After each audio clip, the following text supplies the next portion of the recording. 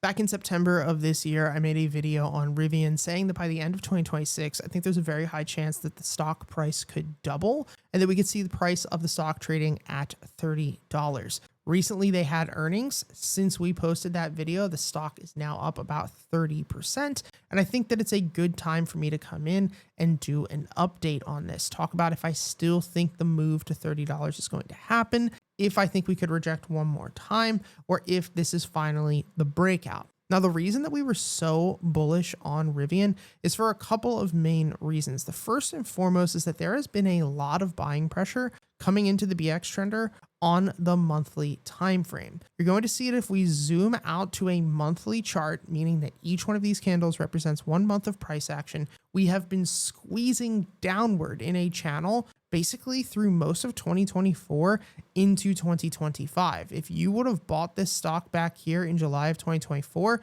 you would be even. But while that massive compression has been happening, if we look at the BX trender at the bottom of your screen, you'll notice that buying pressure on this time frame has actually continued to increase month over month. And this is called a divergence. When price is coming down, but buying pressure is swelling into this, it's normally a good sign that a bottom is finally in and that we're going to get a breakout to the upside. And that's what we've been seeing so far. Now, if we actually go into the weekly chart, but we keep that monthly BX at the bottom of your screen, you'll be able to see this a little bit easier. Now, compressions occur basically when price is doing this, bouncing, pulling back to make a higher low, breaking out to reject to make a lower high, bouncing to make a higher low, lower high, and continues to do this over and over and over again until we finally get to the apex, or basically the head of that squeeze. And depending upon what macro buying pressure is doing, in this case it's bullish,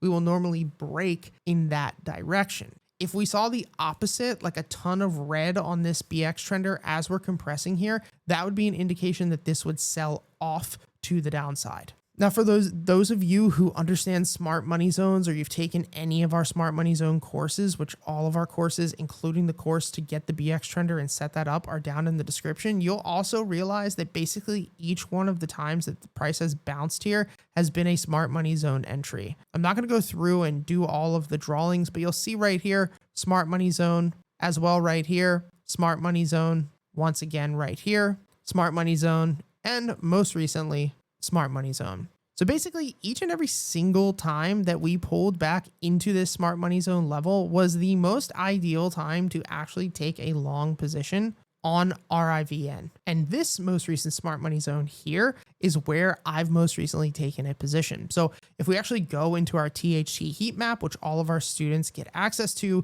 you can go into the main fund to see all of my holdings, click to go into alphabetical order, and we'll be able to scroll down to Rivian. And you'll see currently I'm holding about 12,000 shares at an average price of $12.78. And I'm currently up over 28% or $43,000 on my Rivian position already. Now, this is where this breakout gets a little hard, or more importantly, a little more annoying to actually play, because there's a piece of me that is contemplating taking some profits and seeing if we reject one more time, coming back down to $14. But what I don't want to miss is the potential parabolic breakout up to $23 to $30 that we've been talking about for a while now. See, one thing that you will notice about this is that we have rejected each and every single time that we have pushed into the $16.50 to $17 level. Now, this type of resistance area where we reject multiple times is called a liquidity level. Now, the thing to understand about liquidity levels and what make liquidity levels so hard to trade is that the more times that we tap a liquidity level, the higher chance we actually have to sweep or break through that resistance level.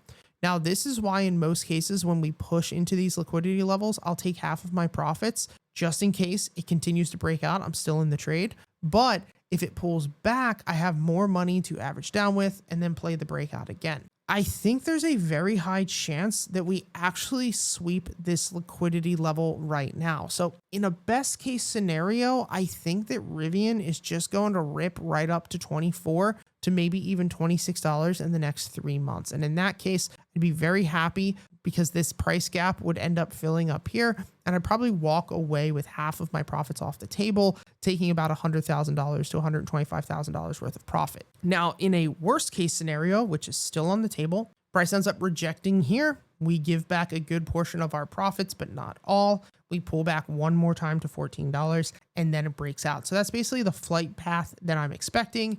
Worst case scenario, one more pullback. And if I do end up taking half my profits off the table in the next week or two, obviously I'm going to let my Discord community know, but I will also let you guys know on X and YouTube. Now, in most cases, the more times that we hit that resistance level, the higher of a chance we have for a potential sweep. But there are times that this just doesn't happen perfectly. SMCI is a great example. This is showing basically the same exact setup. Every single time we pull back, we make a higher low. And then every single time we tap this liquidity level, it looks like we're going to break out, and then we don't. So what I get worried about is that this could happen where price pulls back, then we get a bounce. So I do think that SMCI is also going to bounce. So if you're looking for a long play, I think that's a great one. But Rivian, in my opinion, because earnings just happened, I think has more strength to actually make this breakout now. But I might start selling covered calls or take some of my position off the table. Overall, I'm still very bullish. I still think that within the next 12 months, easily, we're going to be up at $30. It's just more so if we're going to get one more rejection before that breakout. Let me know what you think down in the comments. I'd love to hear from you guys. Thanks for all of the support as always, and I'll see you guys next time.